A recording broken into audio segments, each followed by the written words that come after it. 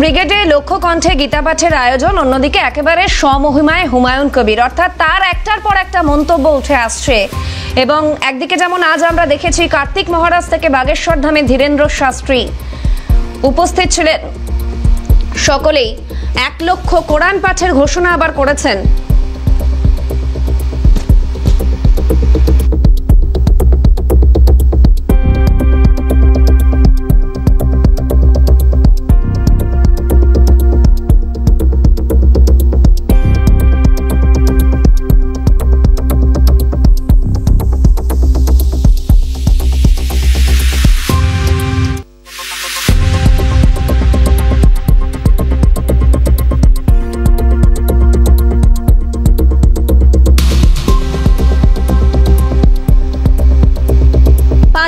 গীতা পাঠের পাল্টা 1 লক্ষ কোরআন পাঠের ঘোষণা করলেন হুমায়ুন কবির।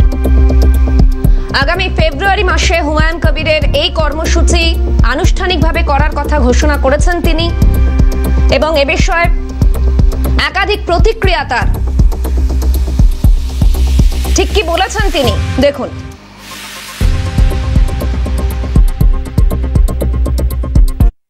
বিজেপি আজ নতুন করে হিন্দুত্ব করছে। বিজেপি বরাবরই হিন্দুত্ব তাস খেলে। ওরা দীর্ঘদিন ধরে রাম মন্দিরের এজেন্ডা নিয়ে ক্ষমতায় এসছে, 19টা রাজ্য দখল করেছে।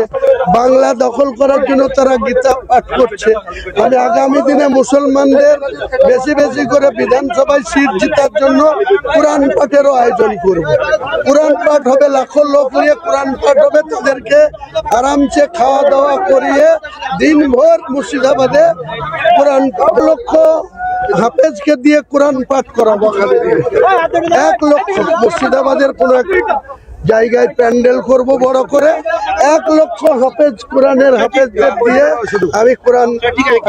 বিজেপি আজ নতুন আগামী ফেব্রুয়ারি মাসে আনুষ্ঠানিকভাবে করার কথা ঘোষণা করেছেন তিনি। 1 লক্ষ কোরআন পাঠের ঘোষণা, 1 লক্ষ হাফেজের মাধ্যমে কোরআন পাঠের ঘোষণা করেছেন হুমায়ুন কবির,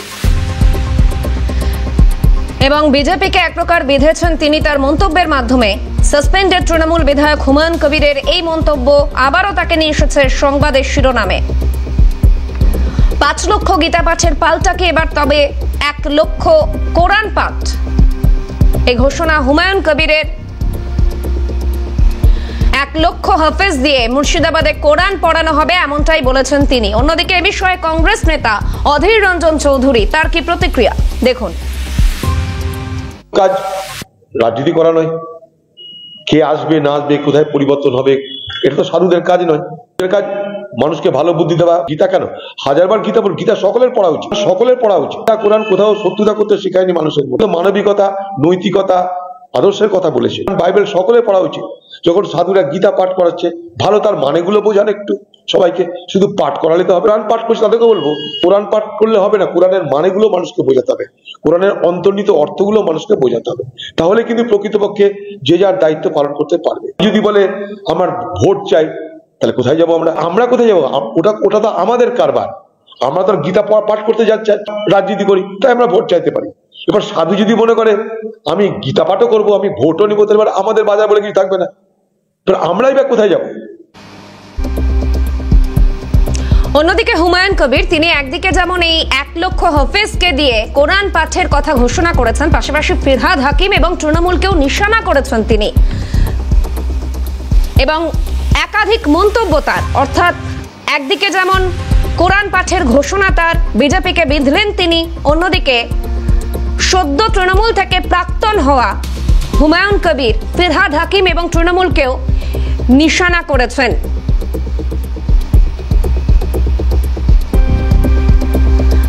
তার সেই বক্তব্য আপনাদের শোনাবো, কিন্তু এই যে 1 লক্ষ হাফেজকে দিয়ে কোরআন পাঠের কথা যে ঘোষণা করলেন হুমায়ুন কবির, তার সেই প্রসঙ্গে ঠিক কি প্রতিক্রিয়া বিজেপির তরফে সজল ঘোষ এবং তরুণজ্যোতি তিওয়ারির, শুনুন। এত কম সংখ্যায় মুসলিম জড়ো করবেন, এটা তো ভাবা যায় না। আমার প্রশ্ন হচ্ছে, উল্লাপা একটা কথা বলেছেন, মাংস ভাত খাইয়ে কোরআন পাঠ করাতে গেলে আজকাল মুসলমানদের মাংস ভাত খাওয়াতে হচ্ছে, এটাও আমি বিশ্বাস করি না। দেখুন, কেউ কোরআন পাঠ করতে পারেন, কেউ গীতা পাঠ করতে পারেন, কেউ বাইবেল পাঠ করতে পারেন, এটা তো কোনো আপত্তি করার কিছু জায়গা নেই। আপনার পছন্দ হলে শুনবেন, আপনার পছন্দ না হলে শুনবেন না। কিন্তু আমার প্রশ্ন হচ্ছে যে এই লোকটা এত টাকা পাচ্ছে কোত্থেকে? মমতা ব্যানার্জি নিজে করলেন না তিনি বাইরে থেকে আনার ব্যবস্থা করে দিলেন? যে বাঙালি তুমি জাগো, হিন্দু তুমি জাগো, শুধু গীতা পাঠ করলে হবে না, শুধু বেদ পাঠ করলে হবে না, গীতার সারমর্মটা বোঝো যে অধর্মের বিরুদ্ধে ধর্মের লড়াই, এই লড়াই যদি না পাঠ করতে পারো আগামী 6 মাস পরে একেবারেই একদম অফিসিয়ালি চালু হয়ে যাবে। করতে পারেন উনার বাংলাদেশ থেকে এনে লোকজনও করতে পারেন। একটা অদ্ভুত জিনিস দেখলাম না, মানে হুমায়ুন কবির তিনি নিজেকে সত্যি বাবরের সন্তান মনে করেন কিনা জানি না, তিনি বাবরি মসজিদ করছেন, তা ভালো, অসুবিধা নেই। তো আশেপাশে একটু জায়গা দেখুক না, একটা শাহিদা করার, একটা জ্ঞানব্যাপী করার, একটা আদিনা করার, একটা একলাখি করার, এই জায়গাগুলো দেখুক। আমাদের হিসাব খুব পরিষ্কার, যেটা আমাদের নয় তার প্রতি কোনো দাবি নেই, যেটা আমাদের সেটা ছাড়া হবে না। অন্যদিকে এই ইস্যুতে ঠিক কি বললেন তৃণমূলের রাজ্য সহ সভাপতি জয়প্রকাশ মজুমদার, পাশাপাশি সিপিএম এর তরফে সুজন চক্রবর্তী, তার কি প্রতিক্রিয়া শুনুন। নির্বাচনের আগে যে ধার্মিক ভাবে ধর্মকে কেন্দ্র করে সমাজকে বিভাজন, পোলারাইজেশনের একটা সাংঘাতিক চক্রান্ত, পশ্চিমবঙ্গের শান্তিপ্রিয় লোকজনদের বিভাজনের চেষ্টা। শুভেন্দু অধিকারী যেরকম একদিকে চিন্তা করছেন বা চেষ্টা করছেন সনাতন ধর্ম এইসব গলা ফাটিয়ে চিৎকার করে একটা পোলারাইজেশন, আর অন্যদিকে ওই বিজেপির সৃষ্টি হুমায়ুন কবির, তিনি বলছেন মুসলমানদের আলাদা করে নানা কথা গতকাল বলেছেন, আজকেও বলছেন এরা গীতা পাঠ করবে তো ওরা কোরআন পাঠ করবে। বাংলার তো এটা কালচার নয়। থেকে বড় কথা, এই সমস্ত কিছুর জন্য এইভাবে ধর্ম নিয়ে পোলারাইজেশন কিংবা অশান্তি সৃষ্টি সব হচ্ছে বিজেপির টাকায়। বিজেপি প্রভূত টাকা খরচ করছে, আমরা খবর পেয়েছি, এবং এটা দিল্লিতে বসে ঠিক হয়েছে হুমায়ুন কবিরের সৃষ্টি আর উল্টো দিকে শুভেন্দু অধিকারীর সৃষ্টি, এই সবটা মিলিয়েই চলছে একটা সাংঘাতিক চক্রান্ত এবং ষড়যন্ত্র। কিনা পরে বোঝা যাবে, 1 লক্ষ কোরআন পাঠ সেটাও গল্প কথা কিনা বাজার গরম করার জন্য, তাও পরে দেখা যাবে। তবে এই রকমের চেষ্টা তারাই করে যারা মানুষের লেখাপড়া, কাজ, ভবিষ্যৎ এগুলোকে বরবাদ করতে চায়। তাহলে কেউ বাড়িতে বসে কোরআন পাঠ করছে, কেউ তার ব্যক্তিগত বিশ্বাসে গীতা পাঠ করছে, যুগ যুগ ধরে করে। ও মমতা ব্যানার্জির জন্মের আগে থেকে করে, এমনকি ওই নরেন্দ্র মোদীর জন্মের আগে থেকে করে। এসব নতুন কথা নেই। যেসব যদি সেটাকে যখন পলিটিক্যাল প্রজেক্ট করা হয় তখন বোঝা যায় যে আসলে পলিটিক্স তার পথ হারাচ্ছে বিজেপি এবং তৃণমূল। এদিকে যেমনটা বলছিলাম, তিনি তৃণমূল, কংগ্রেস এবং ফিরহাদ হাকিমকেও রীতিমতো বিঁধেছেন। তিনি কে? তিনি হুমায়ুন কবির। ফিরহাদ হাকিম এবং তৃণমূলকে নিশানা করলেন হুমায়ুন কবির এবং একাধিক মন্তব্য করেছেন তিনি, যেই মন্তব্য আবারও তাকে নিয়ে এসেছে সংবাদের শিরোনামে। ফিরহাদ হাকিমকে বিধে এবং তৃণমূল কংগ্রেসকে বিধে ঠিক কি বলেছেন হুমায়ুন কবির, দেখুন। এই করেই শেষ হবে তৃণমূলের যে অভ্যন্তরীণ লড়াই, বুথ থেকে অঞ্চল, ব্লক থেকে জেলা, রাজ্য, সব জায়গাতে লড়াই লাগিয়ে রেখেছে তৃণমূলের সর্বোচ্চ নেতারা। পাপের প্রায়শ্চিত্ত তাদেরকে করতেই হবে। আর আমার সঙ্গে যে গদ্দারি করেছে ববি হাকিম, তার জবাব ববি হাকিমও পাবে, তৃণমূল। আর এই মন্তব্যের প্রেক্ষিতে তৃণমূলের তরফ থেকে ঠিক কি প্রতিক্রিয়া বৈশ্বনাথ চট্টোপাধ্যায়, পাশাপাশি সিপিএম এর পক্ষ থেকে সুজন চক্রবর্তী, তিনি বা কি বললেন দেখুন। ভোট কাটুয়া তো ও এমন অনেক কথা বলবে যাতে তৃণমূলকে একটু ডিস্টার্ব করা যায়, কিন্তু আমরা মাঠে আছি। আমি এখন কসবার রথতলায় বসে আছি, এতে আমরা দিয়ে কাজ করছি এসআইআর এর। ওদের সাথে ও কি বলবো বলুন, উনিও এখন বিজেপির টাকা দিয়েছেন, এখন তো বিজেপির হয়ে কিছু কথা বলতে হবে না, বলুন, কোনো লাভ হবে না বাংলায়, এটুকু বলে দিন। হুমায়ুন কবির বলেছে ফিরহাদ হাকিম বেইমানি করেছে, ফিরহাদ হাকিম বলেছে হুমায়ুন কবির গদ্দার। এটা তো হুমায়ুন কবির ফিরহাদকে বেশি চেনে, ফিরহাদ হুমায়ুনকে বেশি চেনে। ওদের নিজেদের ঘরের গল্প। তৃণমূলের নেতা, তৃণমূল থেকে বিজেপি আর কে বিশ্বাসঘাতক আর কে কি ইত্যাদি নফরত করছে ওদের। এদিকে বিধায়ক পদ ছাড়ছেন না এমনটাও বলে দিয়েছেন হুমায়ুন কবির। স্পষ্টভাবে বলছেন পদত্যাগ করার কথা ঘোষণা করেছিলেন তিনি, কিন্তু এখানে যারা ইউসুফকে ভোট দিয়ে সাংসদ করেছেন তারা সাংসদকে খুঁজেই পান না।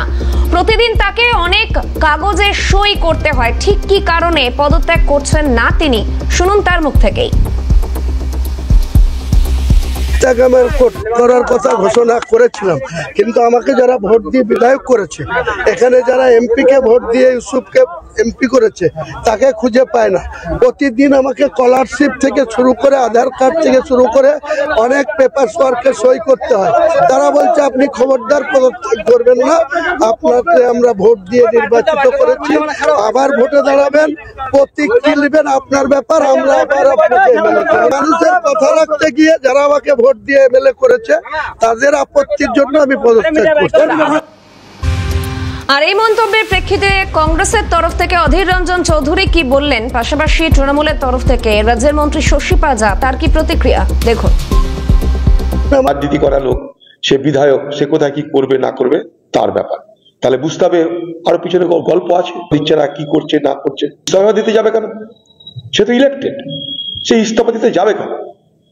আর সে ইলেক্টেড হয়েছে এমন তো নয় যে সে নিরপেক্ষভাবে ইলেক্টেড হয়েছে। সে ইলেক্টেড হয়েছে এনআরসির ভূত দেখিয়ে। দিদির লাইন ছিল সেদিন, দিদি বলেছিল মুসলমানকে ভড়কাও দিয়ে ভোট কামাও। সে হঠাৎ করে ইলেক্টেড তো মানুষ করেছে তাকে, সে যেভাবে মানুষকে বোঝান তাকে বা করবে কেন? দিদি তাকে তো তাড়ায়নি, দিদি তাকে সাসপেন্ড করেছে। সে বড় মনের কাছে হয়তো আবার কিছু আশা করা যেতে পারে। বাবরি মসজিদ তৈরি হয়ে যায়নি, সরকারি টাকা আসতেও পারে। যেমন দীঘাতে জগন্নাথ মন্দিরে টাকা এসছে, মহাকালে টাকা আসছে, মসজিদও টাকা আসতে পারে। সম্প্রদায় কাউরির টাকা নিয়ে করে না, এটা আমি জানি। মসজিদ ভাঙার কোনো অধিকার কাউরির ছিল না, মন্দির ভাঙারও কোনো অধিকার কাউরির থাকবে না। হচ্ছে ভারতবর্ষের আসল ধর্মীয় চেহারার স্পষ্ট ব্যাখ্যা। সেই জায়গাটা আমরা যদি কেউ করি তার প্রতিফলন ঘটবে। 2021-এর আগেও কিছু মানুষ তৃণমূল কংগ্রেস থেকে তারা চলে গেছিলেন অনেক স্বপ্ন হাওয়াই জাহাজ নিয়ে ভারতীয় জনতা পার্টি।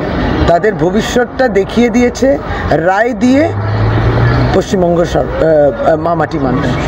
এবার কয়েকজন তাদের ব্যক্তির স্বার্থ নিয়ে, প্রত্যেকে দিয়ে স্বার্থ, ব্যক্তিগত স্বার্থ যদি মনে করে তাতে এই সমস্ত কাজ করবে, তার দায়িত্ব তারা নেবেন। তারা 2026-এর নির্বাচন আসছে, তার আগেও তারা কেউ মনে করছে দল ছাড়বেন, দলই ছেড়ে দিয়েছে। আর এ বিষয়ে কংগ্রেস মুখপাত্র সৌম্য রায় কি বলছেন, পাশাপাশি বিজেপির তরফে তরুণ জ্যোতি তিওয়ারির কি প্রতিক্রিয়া এবং তৃণমূল কংগ্রেসের মুখপাত্র তন্ময় ঘোষ তিনি বা কি বললেন শুনুন।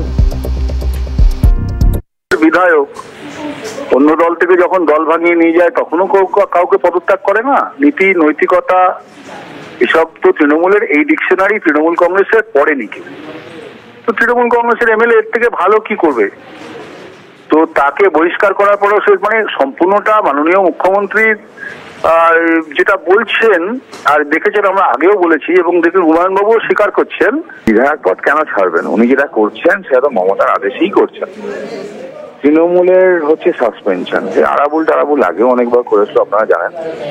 মমতা বন্দ্যোপাধ্যায় যেটা সরাসরি করতে পারছিলেন না সেটা হুমায়ুনকে দিয়ে করালেন। তিনি বিধায়ক পদ থেকে পদত্যাগ করবেন। যেহেতু তিনি জিতেছিলেন তৃণমূল কংগ্রেসের প্রতীকে এবং তিনি মঞ্চ থেকে ক্রমাগত নৈতিকতার পাঠ শেখাচ্ছেন, সেক্ষেত্রে আমরা আশা রাখবো যে তিনি এ ব্যাপারেও নৈতিক অবস্থান নেবেন। যেহেতু দলীয় সিম্বলে জিতেছেন, জিতে বিধায়ক হয়েছেন, সেই দল যদি তাকে সাসপেন্ড করে থাকে তাহলে তিনি সেই নৈতিকতার